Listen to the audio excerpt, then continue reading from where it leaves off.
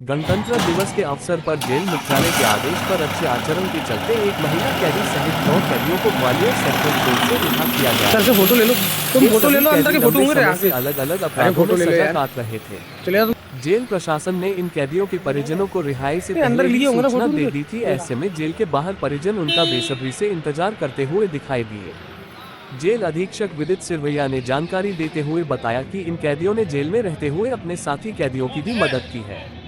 लंबे समय तक जेल में रहने के दौरान इन्होंने अपने व्यवहार से सभी को प्रभावित किया है। रिहाई के समय भावभीनी विदाई लेने के साथ श्रीफल देकर विदा किया। सर से फोटो ले लो, परंपरा तुम फोटो ले लो, अंदर के फोटो होंगे यहाँ से निभाई गई है, अरे फोटो ले लो जिसमें यार। आचरण वाले कैदियों को गणतंत्र दिवस के अवसर पर रिहा किया जाता है। अंदर लिए होंगे ना कैदियों फोटो में सुधार और अच्छे व्यवहार को प्रोत्साहित करने का एक सकारात्मक कदम है। वहीं इस मौके पर जेल से रिहा हुए कैदियों ने मीडिया से बातचीत में अपने अनुभव साझा करते हुए भविष्य में स्वयं के द्वारा अपराध न करने की बात कहते हुए आगे शांतिपूर्ण जीवन व्यतीत करने और अन्य लोगों से भी अपराध न करने की अपील की है। वहीं जेल से रिहा हुए एक कैदी ने सरकार से मांग उठाई है कि कोर्ट से सजा सुनाए जाने वाले और अपराध में बंदी बनाए गए कैदी को अलग अलग रखने, मुलाकात के तरीकों को बदलने की मांग रखी है। क्या नाम है आपका? आदेश अजय मिश्रा। आदिश जी, आज ग्वालियर सेंट्रल जेल से रिहा हुए हैं और क्या कहेंगे गणतंत्र दिवस के मौके पर आपको रिहाई दी गई है? पहले तो गणतंत्र दिवस की सभी देशवासियों को, आप सभी को बहुत सारी शुभकामनाएं। और कहने के लिए तो है तो बहुत कुछ, हो सकता है डिबेट की आवश्यकता पड़े। यदि मेरी आवाज़ जवाबदारों तक पहुंचे तो मैं कुछ कहना चाहूँगा।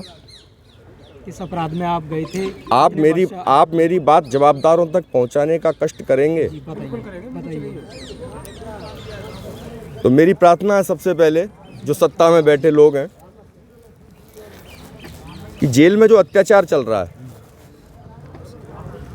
उसको रोकना चाहिए। और आज से नहीं है, ये बहुत पुराना है। अंग्रेज चले गए, अंग्रेजवाद ख़त्म नहीं हुआ, अंग्रेजों की नीतियां ख़त्म नहीं हुई। और पुरानी नीतियों की बात करो, आप न्यायालय के माध्यम से अंदर आते हो, पुलिस केस दर्ज करती है, अंडर ट्रायल हवालाती। मैं बात कर रहा हूँ आप सभी की, कोई भी हो सकता है आप में से, कल किसी पे भी झूठी FIR करके जेल में डाला जा सकता है। तो मेरी प्रार्थना जवाबदारों तक यही है, उन लोगों के अधिकारों की रक्षा की जाए जिनको अभी सज़ा नहीं हुई है, और उन लोगों को ऐसे कैदियों के साथ रखा जाता है जो सजायाफ्ता हैं। तो सजायाफ्ता कैदियों के लिए अलग नियम होने चाहिए, मुलाकात के अलग नियम होने चाहिए। हैं, अच्छे हैं, बेहतर हैं। जो दोषी कैदी हैं उनके लिए इन चीज़ों में संशोधन होना चाहिए। उनके लिए जो हवालाती हैं उनका पता नहीं है दोषी हैं या नहीं, अभी ये नहीं पता है, ये अभी कोर्ट डिसीजन करेगा। लेकिन बात नियमों की आती है तो नियमों के मामले में सरेआम मानवाधिकारों का हनन हो रहा है।